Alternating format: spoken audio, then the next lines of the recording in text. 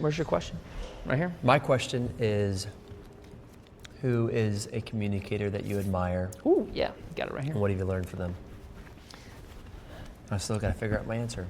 Oh, okay. All right, guys, welcome back. I am at the Communicators seminar. We are wrapping up, and I got a familiar face here. This is Landon. Landon was the first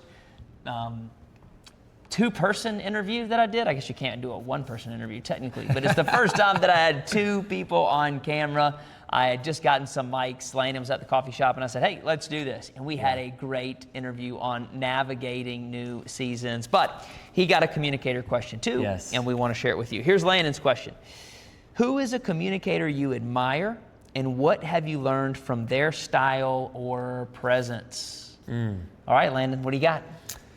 Well, I am a pastor and preacher by career choice, by calling, and so there are a plethora of different preachers and communicators that I love, and some that are more my style, some that are different. I don't know if I can tell you one, but there are a handful of different communicators, and then outside of the Christian bubble, there are some incredible communicators out there that I love to learn from and glean from that are not necessarily preachers, but are public speakers that have done an incredible job honing their craft.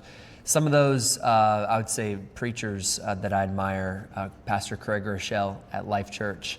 One thing I love about him is his clarity and his way of clearly communicating a message. He does it probably the best that I've seen. His content is rich, it's thoughtful, it's extremely practical. You always walk away knowing exactly what you need to do to change. I also love Judah Smith is one of my favorites. He has an incredible way of telling the story of the gospel and bringing and illuminating details of the Word of God and making it come to life as you're sitting as a listener and illuminating who God is and the heart of God. Exceptional job weaving in humor and his own personality into his communication, which draws you in and locks you into the message. I made a joke with him earlier, one of my favorite communicators that I just recently have gone back and just watched a little bit as I've kind of dove into communication. President Barack Obama. We were talking about that, yeah. The second that I mentioned his name, 50% of the listeners are like, oh, we love Obama. And 50% of the listeners are starting to roll your eyes and say, I can't believe you said Barack Obama. But if you take politics aside, he was a statesman and an exceptional communicator. Anytime he would give a presentation or a speech, even off the cuff moments, he would handle masterfully. So yeah, those are a handful of the ones that I admire. This man right here is an incredible communicator. We have the privilege of doing church and ministry together, and you make me better every single week, and I get a chance to hear him as well, and it's an excellent communicator as well. You inspire me. Well, I appreciate that.